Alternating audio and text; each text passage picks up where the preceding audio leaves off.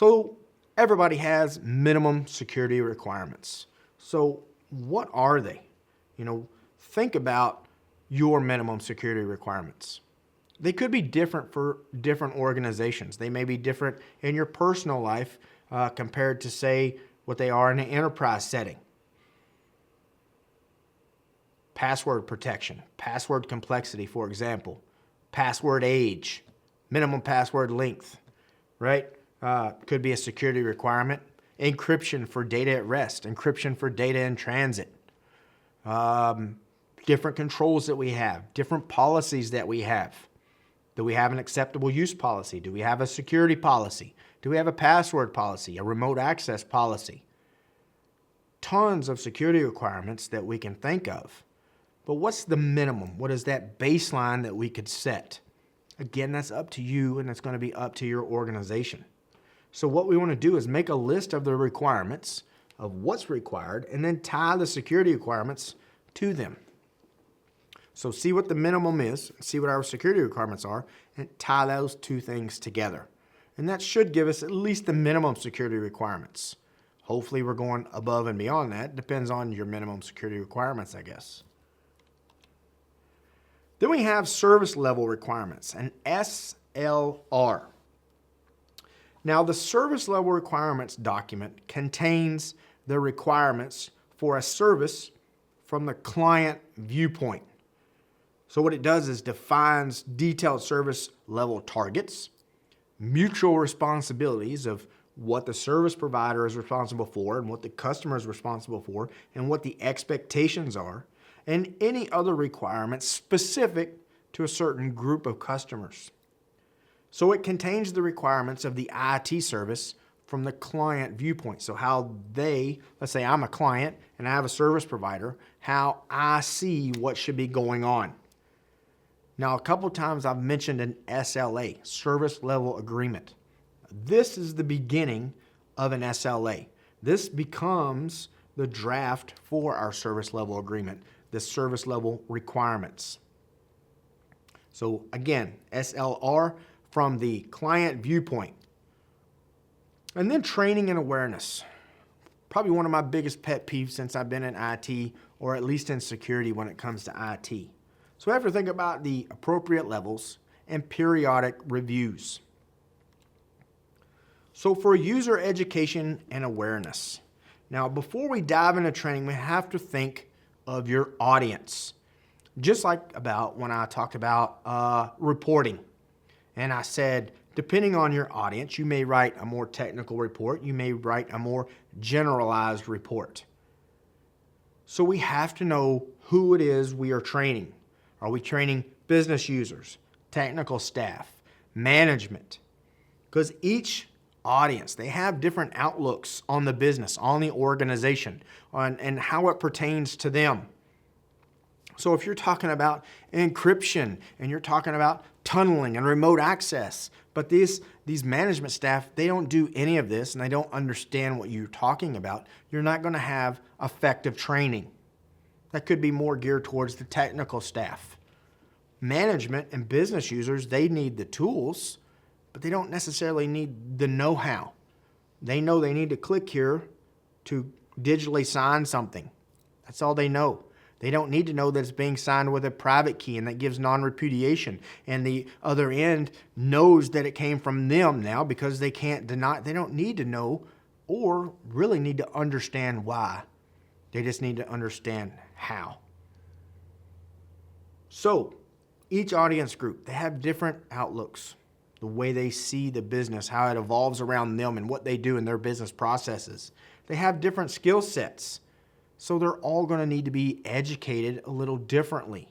Could be the same topic, right? Like digital signatures again.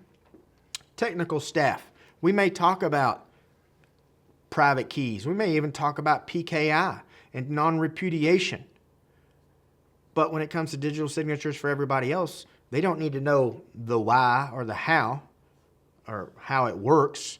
They just need to know how to do it, where to click. Maybe a little bit of why.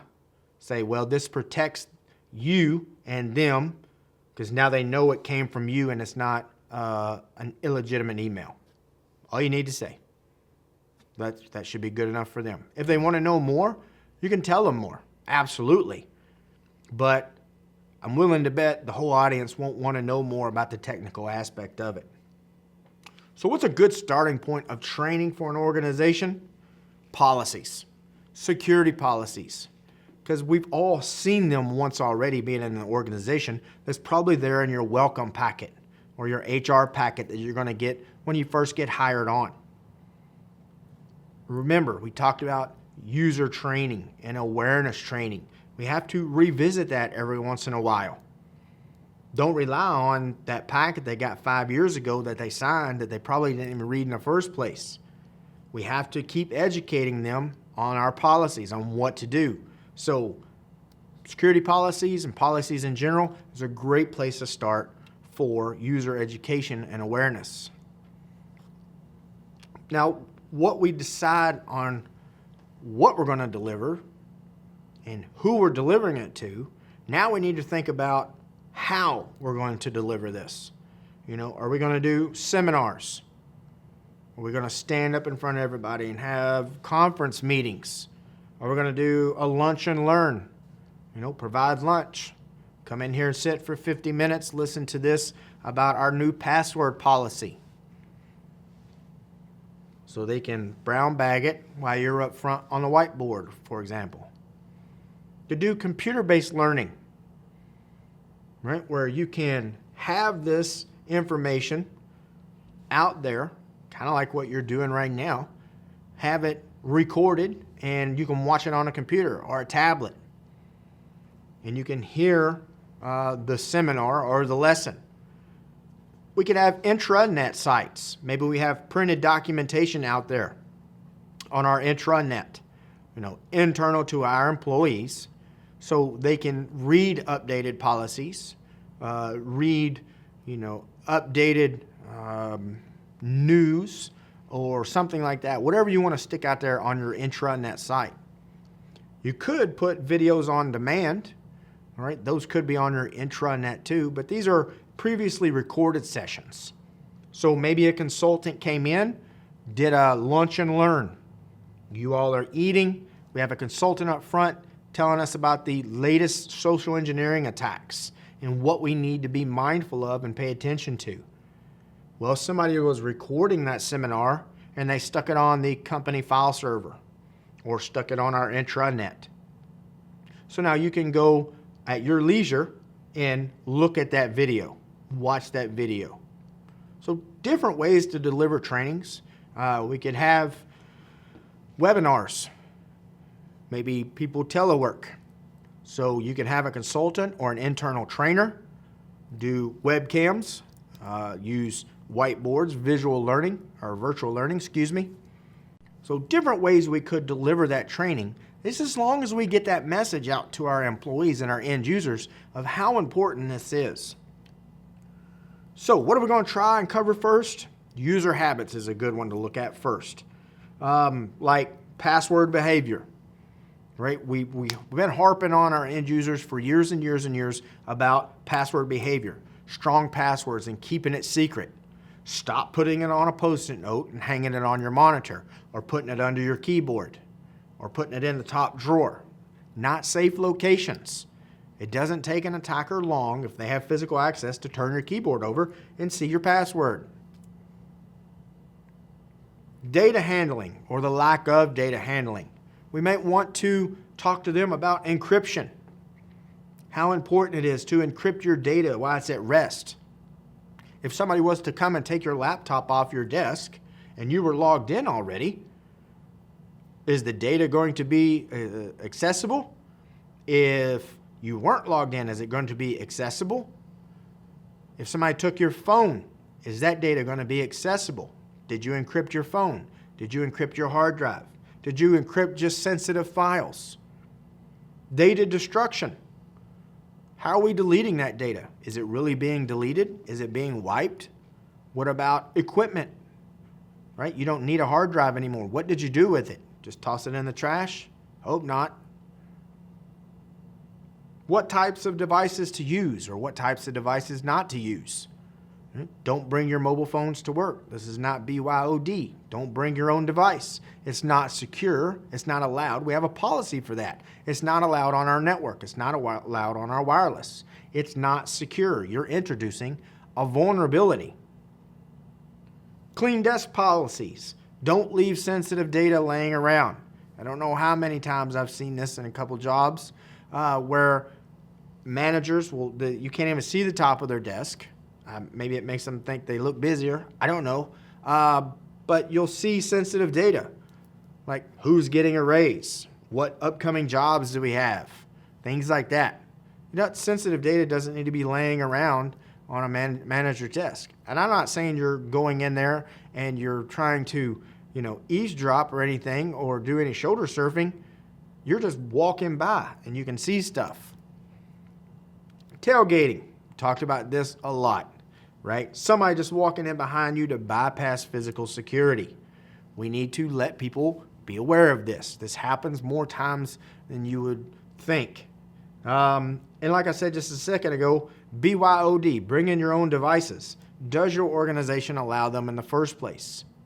If it does, that's a whole nother can of worms as far as who's responsible for that device now, who's going to secure it, who's going to patch all the vulnerabilities, who's responsible for the data on that device, what happens if the device gets stolen, do we have remote wipe, do we have tracking, does that violate privacy because that's my own device, but now you have tracking on there, so when I'm at the mall on the weekend, are you violating my privacy by tracking me?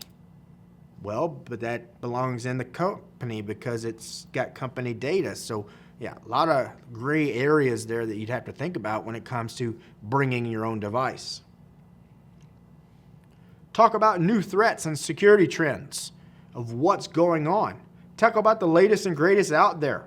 Do we have the latest phishing attacks? Usually, a company gets compromised. You'll see it in the news, right? Company XYZ loses a million customers' data. PII, credit card numbers, addresses, cell phone numbers, names. Here's free credit counseling. They're going to give all that to you. Phishing attacks are very popular after something like that happens because they're going to target everybody. Company gets hacked. So now I can formulate a phishing attempt and say, dear customer, and you're probably aware of the recent data breach that we've had to our organization. We want to make sure your data is protected and safe. Please click on this link to update your information to the latest data so we can make sure you are secure. Sincerely, blah, blah, blah. Sounds kind of legit, and that was just off the cuff.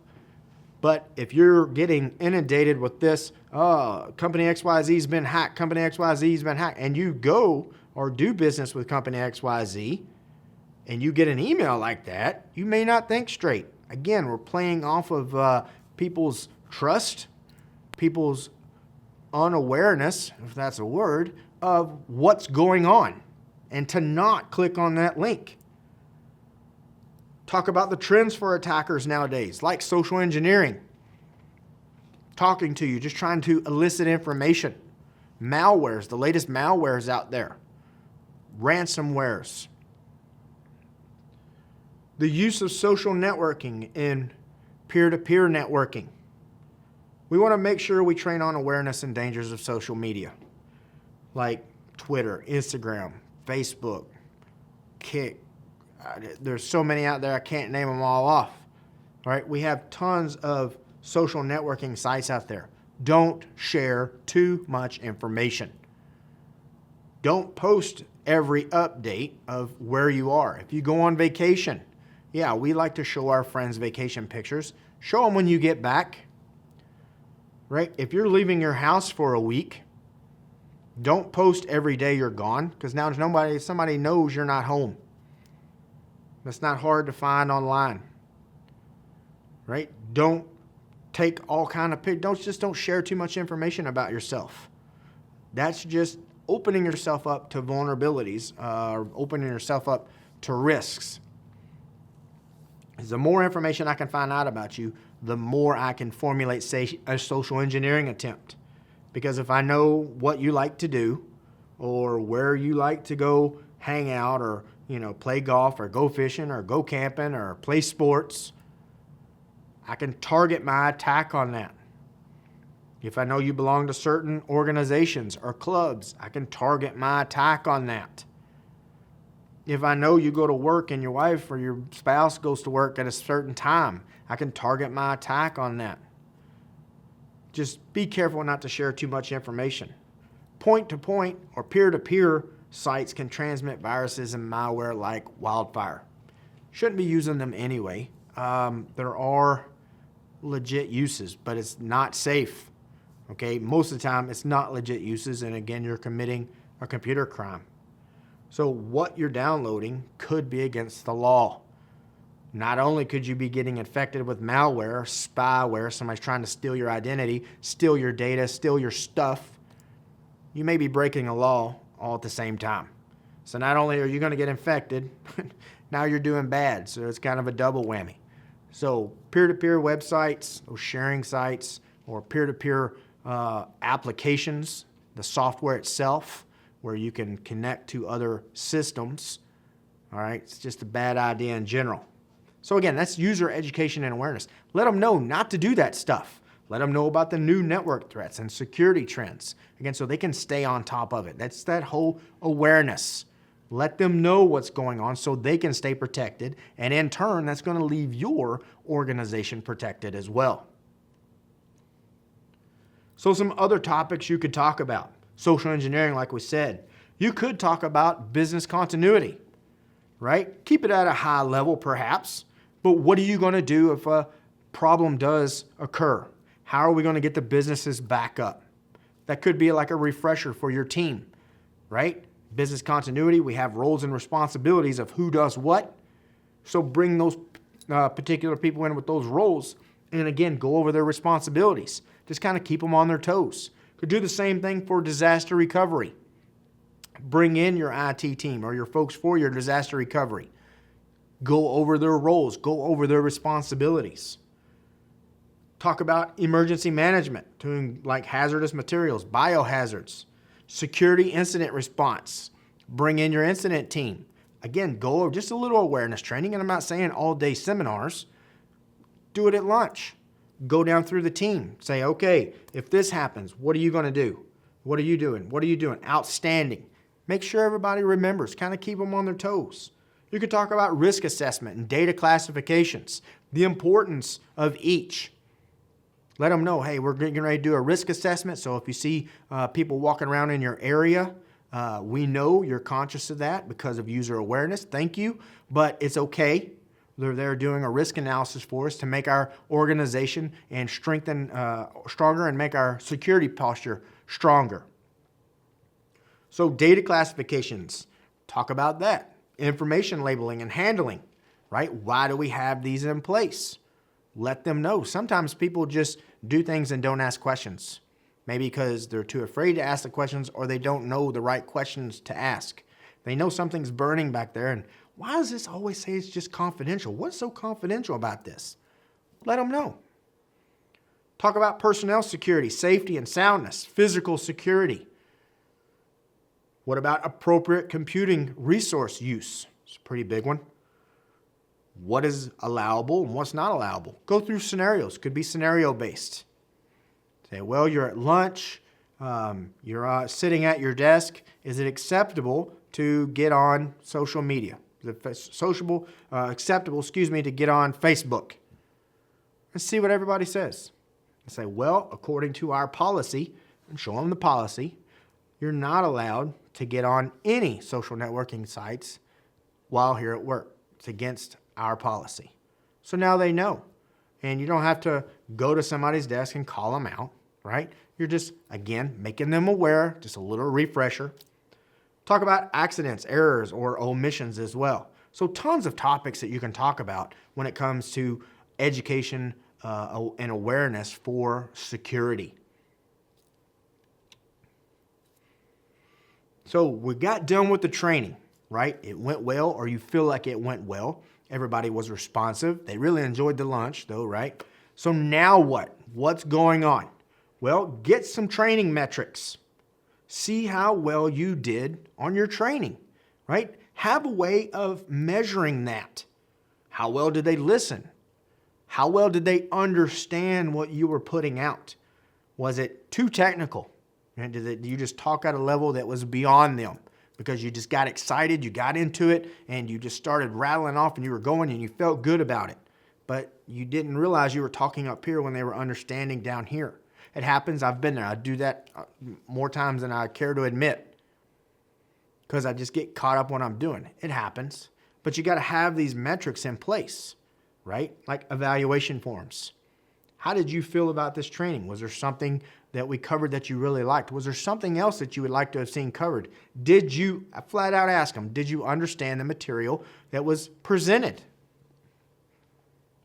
Another training metric you could have, let's say you do an awareness training and you talk about phishing email attempts and you have the whole lunch meeting about it and you talk about it for 30, 45 minutes, answer some questions at the end and move on. But then a week later, you formulate a phishing email and you blast it out to the company. You could have tracking mechanisms on there to see who clicks on the link in the phishing email. And if you get a high number, then you probably weren't very successful in your training. If you get a lower number, then you could probably, attaboy, give yourself a pat on the back because they did listen or you did explain it enough where they know not to click on those phishing email attempts. And then depending on what kind of results you get back, you may need to reintroduce that topic. You may need to think of another way or different way of explaining the same topic, but maybe you need to come down on a level, or maybe you need to put a little more inflection in your voice. Maybe people are falling asleep. Either way, or any way you look at it, you're going to have to go back and revisit the training because that metric says that you were not successful. If 50% of the people click on that link, I would say that was an unsuccessful training. So we would have to take those metrics and figure out a way to reintroduce that education or give that training again. And then always follow up, right? Week later, is there anything else that I can help you with? Do you have any questions for me now that you've had a couple days to think about this? Is there anything that I can help you with? You can go to the desk. You can send out an email. Put it up on an intranet site or something like that, a feedback site. So there's different ways that we could follow up and collect these metrics. So that does it for domain 1, right? So we're all done with domain 1. We talked about the CIA triad, confidentiality, integrity, and availability. We talked about that security governance and keeping things in line with our business practices. The compliance, so we keeping our company in compliance with local, federal, state regulations and laws. Led into the legal and regulatory issues. Talked about the professional ethics and the ethics that we need to follow for becoming a CISSP. We talked a lot about security policies, our business continuity plans. Remember, we talked about the business impact analysis as well. Talked about the personnel security policies, risk management concepts, the threat modeling, and looked at the different types of threats that we could have, our acquisition strategy, and then finally, our training and awareness.